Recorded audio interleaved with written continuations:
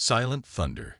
Captain Elena Vasquez floated in the observation dome of the research station Prometheus, watching the stars drift by in their eternal dance. 20 years in the United Earth Space Force had taught her to trust her instincts, and right now something felt wrong. The energy readings from Sector 779 had been fluctuating for the past 6 hours, displaying patterns that made no sense according to known physics. "Captain, you need to see this," Lieutenant Commander James Park called from the sensor station. His usually calm voice carried an edge of excitement mixed with concern. Elena pushed off from the viewing port and glided to the command console.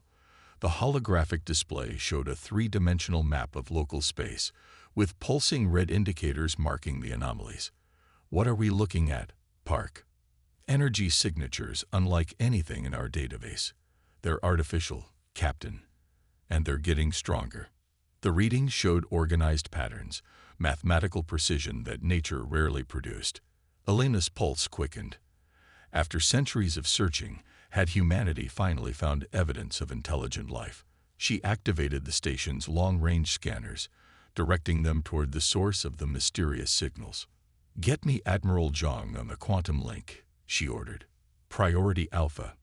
While Park established the connection, Elena studied the data more carefully.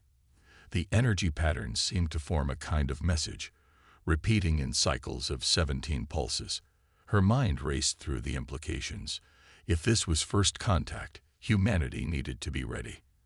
Admiral Zhang's weathered face appeared on the main screen, his expression immediately sharpening as he read Elena's report. "Are you certain about these readings, Captain?" "Yes, sir. We've verified them 3 times. Whatever's out there, it's not natural, and it's headed our way." The Admiral was quiet for a moment, then nodded decisively. "I'm sending the diplomatic vessel Harmony to your position. Continue monitoring and prepare for potential first contact protocols." 3 days later, the Harmony arrived, carrying a team of Earth's finest diplomats, xenobiologists, and linguists. Dr. Sarah Chen, the lead xenolinguist, worked tirelessly to decode the signal patterns. Meanwhile, the energy readings grew stronger, suggesting that whatever was approaching was massive. Then, without warning, space itself seemed to ripple. 3 enormous vessels materialized from what looked like tears in reality. Their hulls shimmered with an opalescent sheen, defying easy description. Each ship was easily 10 times the size of humanity's largest battlecruiser. A new signal cut through all communication channels, resolving into perfect, if slightly formal, English. "Humans of Earth, this is Ambassador Zelktar of the Collective Species Alliance. We come in peace, but with grave concerns." Elena exchanged glances with the Harmony's captain. The aliens knew English. Had they been watching humanity? "This is Captain Elena Vasquez of the United Earth Space Force," she replied. "We welcome you to our system and are honored by this historic meeting." A holographic projection appeared in the center of Prometheus's command deck. The being called Zelktar resembled a crystalline spider, its body composed of what looked like living glass. 7 eyes arranged in a crown pattern studied the humans with unmistakable intelligence. "Captain Vasquez, we must speak of urgent matters. Your species has developed technology that violates the Galactic Preservation Treaty. This cannot be allowed to continue." Elena felt the atmosphere in the room shift. "Ambassador, this is our first contact with any alien species. We have no knowledge of any galactic treaties." Zelktar's crystalline form pulsed with what might have been sympathy. "Ignorance is understandable, but not an excuse. Your Thunder Drive experiments have been detected across 3 galactic quadrants. This technology was banned 8,000 years ago, after it nearly destroyed several star systems." Dr. Chen stepped forward. "Thunder Drive? You mean our experimental faster-than-light system?" "The same. What you call breakthrough science, we recognize as one of the most dangerous technologies ever conceived. Entire civilizations have fallen to its misuse." Admiral Zhang's image appeared on a secondary screen. He'd been monitoring from Earth. "Ambassador Zelktar, surely we can discuss this. The Thunder Drive represents humanity's greatest achievement. We've spent decades perfecting it. The alien's form darkened. That is precisely the problem, Admiral. The Thunder Drive doesn't just fold space.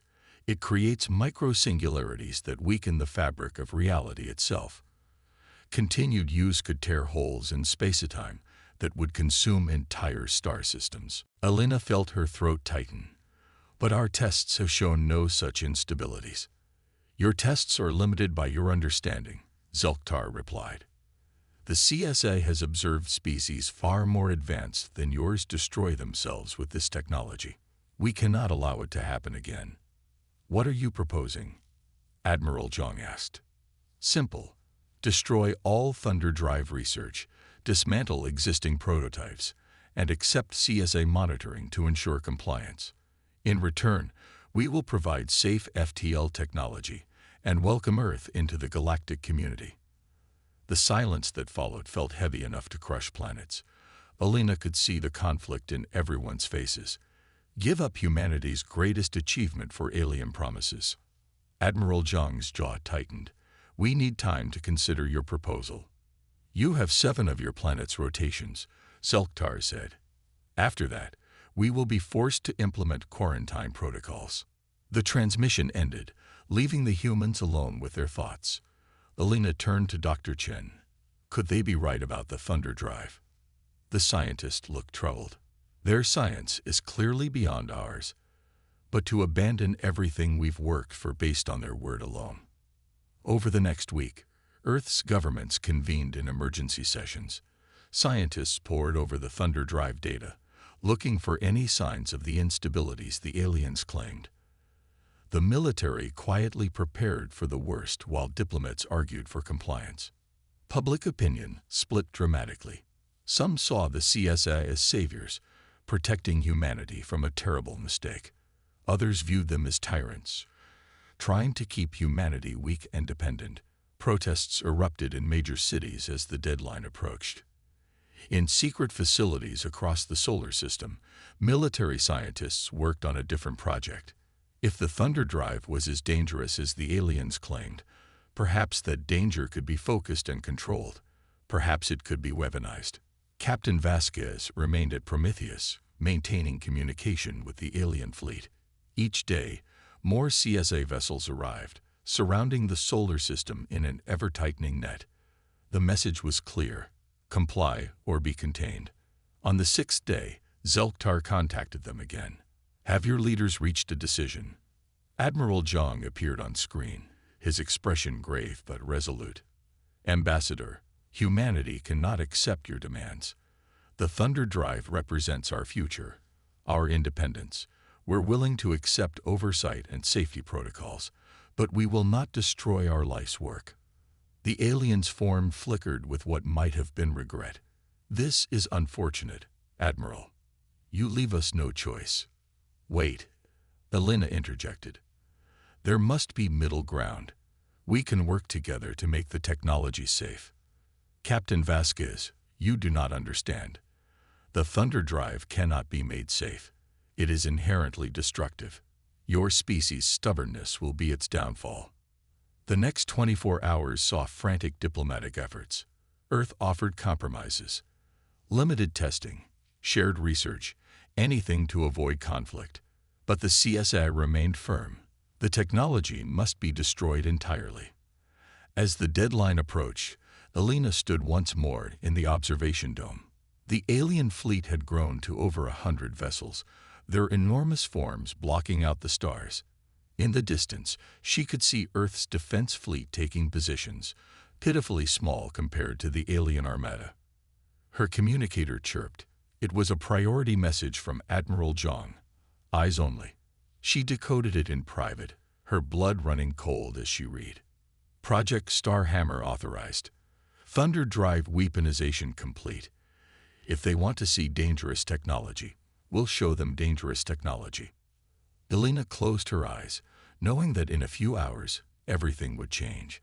Humanity had developed its first true star destroyer, and now they would have to use it. The fuse was lit, and the galaxy would never be the same. The Star Hammer. The deadline passed in silence. No dramatic announcements, no final ultimatums, just the quiet repositioning of alien vessels as they tightened their blockade around the Sol system. Captain Alina Vasquez watched from Prometheus as humanity's shipping lanes were systematically cut off.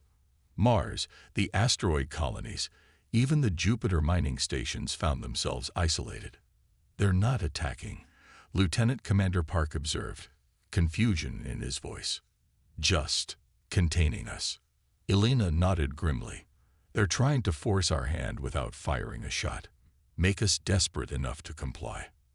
Meanwhile, in a classified facility beneath Olympus Mons on Mars, Dr. Marcus Webb put the finishing touches on humanity's most desperate gamble. The Thunder Drive technology that had prompted this crisis had been transformed into something far more dangerous, a weapon that could tear through space itself. Starhammer is operational, Webb reported to Admiral Zhang via secure quantum link. God help us all.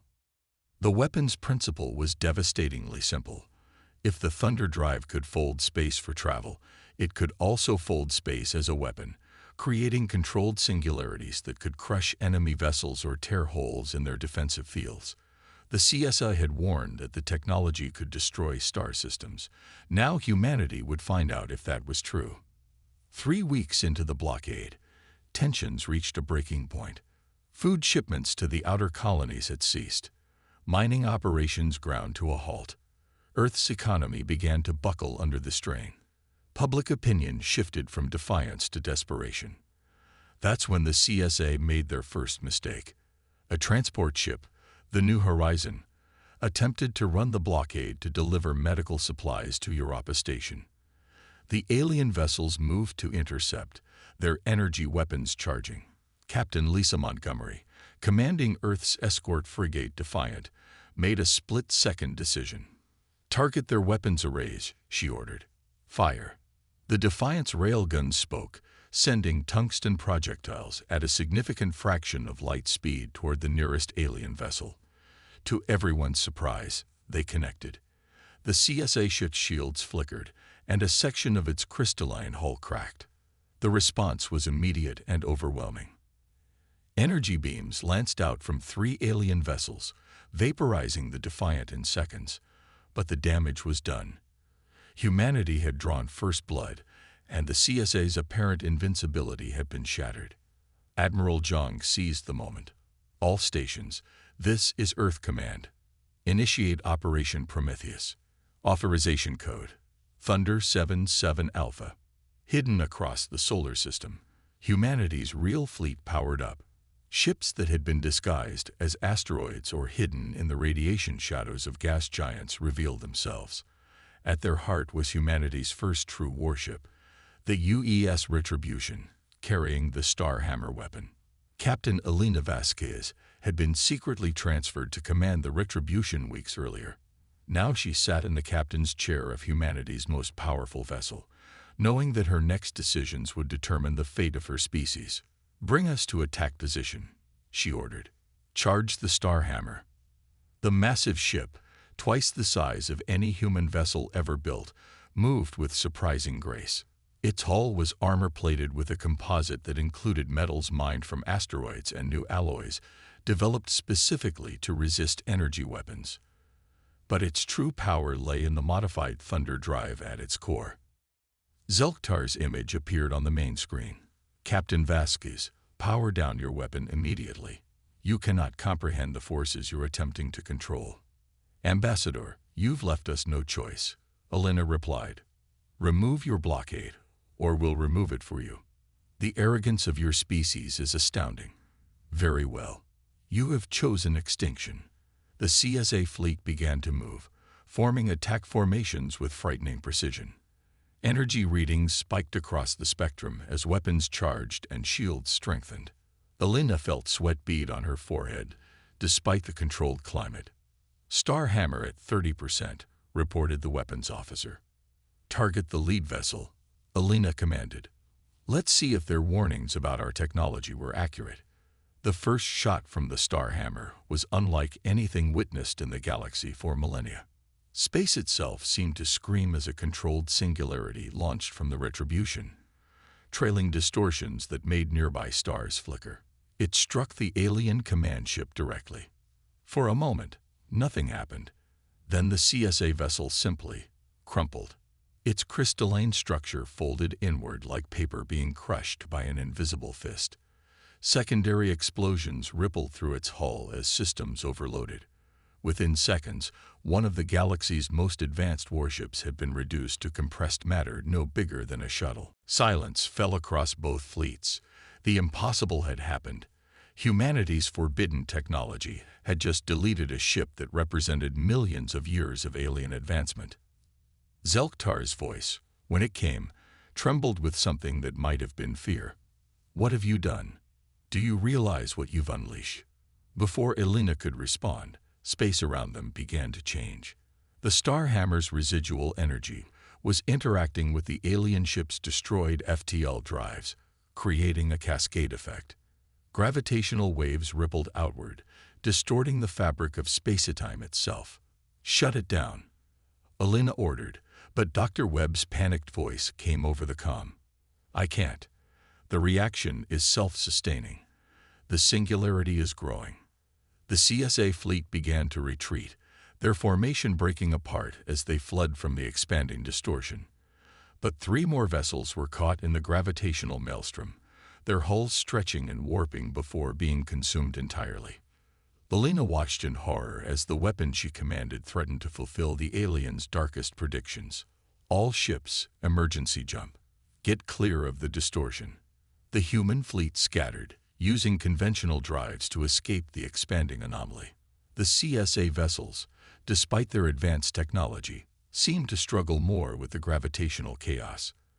Their FTL systems, it appeared, were more sensitive to spacetime distortions. Hours passed before the cascade finally stabilized, leaving behind a region of space where physics itself seemed wounded. Stars visible through the area appeared distorted, their light bent in impossible ways. The aftermath found both fleets regrouping at a safe distance. Neither side fired. The demonstration of the Starhammer's power had changed everything. A new transmission came from the CSA fleet, but not from Zelktar. The image that appeared showed a being of pure energy, its form constantly shifting. "I am Overseer Cax Theta of the Galactic Council," the entity announced. "The weapon you've demonstrated is indeed the very thing we sought to prevent. However, your successful weaponization of the Thunder Drive presents a new reality we must acknowledge." Elena straightened in her chair. "What do you propose, Overseer?" "Your species has proven both resourceful and dangerous. Attempting to destroy you now would only lead to greater catastrophe. Instead, we offer a new arrangement. Humanity will be granted provisional membership in the Galactic Council, with full access to our technology and knowledge.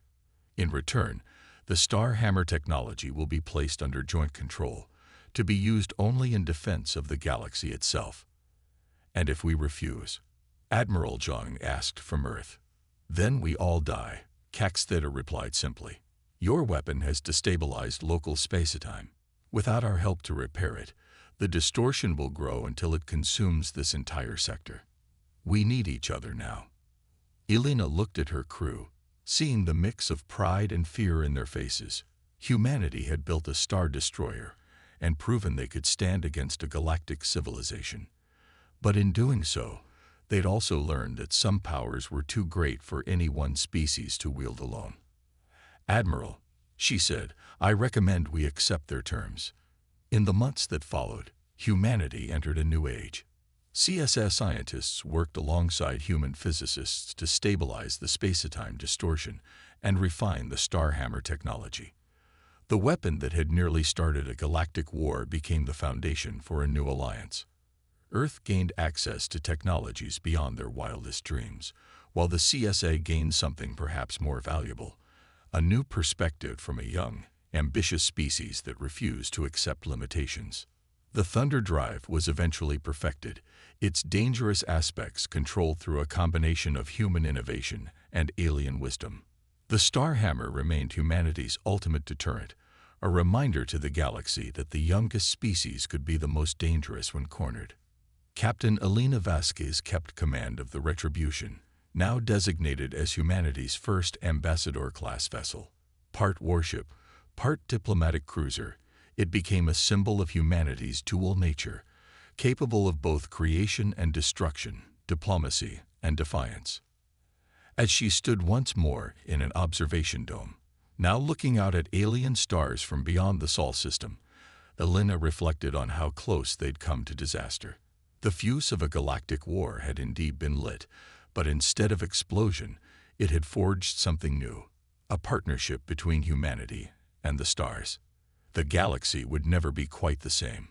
The humans had arrived, and they'd brought their thunder with them.